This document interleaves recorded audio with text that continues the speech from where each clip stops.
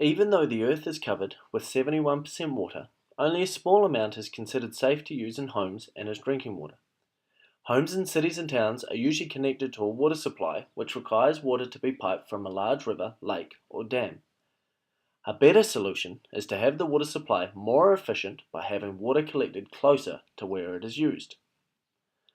Water is the most important thing for life. Everyone needs a large supply of water that is clean and sustainable. The average house in Sydney with 2 adults and 2 children use around 270,000 litres of water per year. That works out to around 190 litres of water per day per person. Now all that water needs to come from somewhere. By collecting rainwater in a tank, it can not only reduce the cost of someone's water bill, but also reduce the amount of water and pollution being carried into waterways. When rainwater is not collected, it can begin to pick up pollutants and chemicals as it heads towards stormwater drains and eventually out to sea. Collecting rainwater also reduces the amount of water heading into streams, creeks and rivers, reducing the amount of soil erosion. By looking at installing a rainwater tank, it'll be clear to see how to lower a household's environmental footprint by reducing harm to the environment and also the personal financial benefits of reducing water bill costs. So now we know why installing a rainwater tank can help us to lower our environmental footprint, we need to look at what is needed to install a water tank and how it is possible to save costs on a household water bill. But we can't simply guess how big a water tank needs to be. There are a few factors we need to look into. Firstly, we need to look into how big a tank an average house will need. From there, we can determine how much water each person will use, how much water a tank can hold, and how quickly the tank will empty when in use. Next, we will be able to look into catching the rainwater, how much rain can be collected from the roof, and how much rain is needed to make sure that everyone inside the house doesn't run out of water. Lastly, once we understand all of the above and see how each little bit is connected, we'll be able to calculate how much can be saved on an average water bill and determine how long it would take using the savings to pay off a water tank.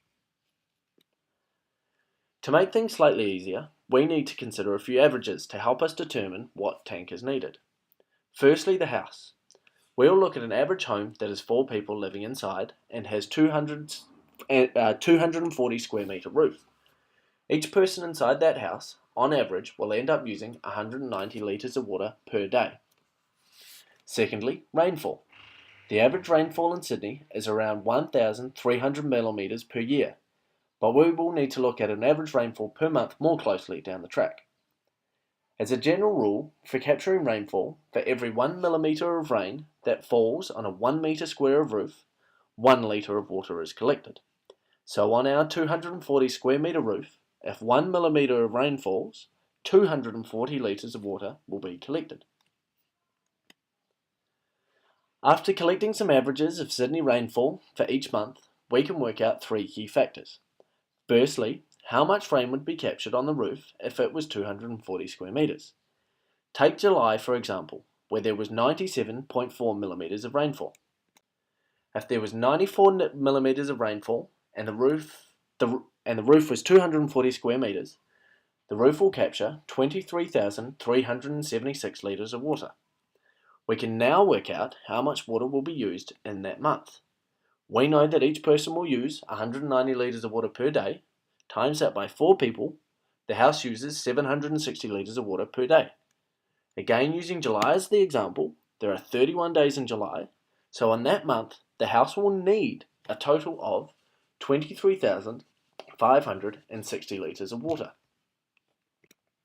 So in July alone, the house will capture 23,376 litres, but use 23,560 litres of water.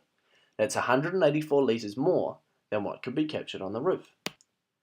So where will that extra amount of water come from? Well, what if we consider a larger tank that can hold more than the amount of water needed each month? To do this, we need to consider a few equations.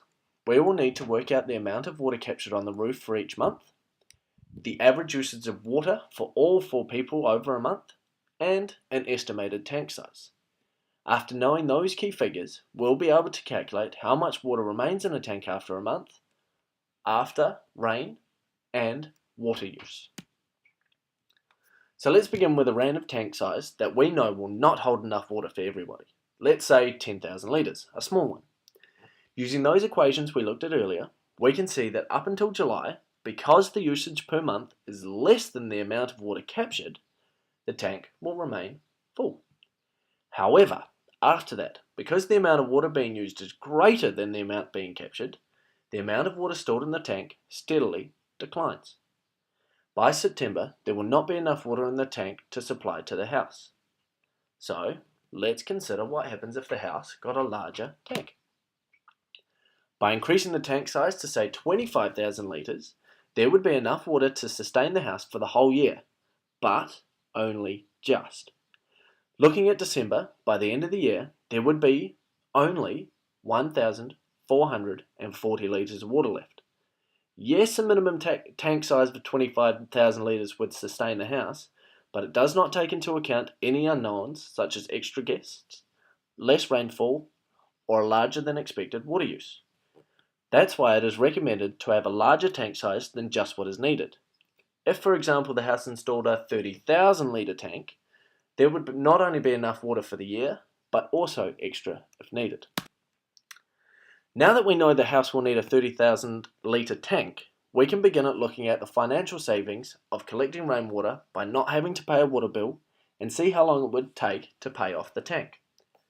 By doing some quick research, the best price for a 30,000 litre tank would be around $4,000. Now, we won't take into consideration the cost for pumps, pipes, or install.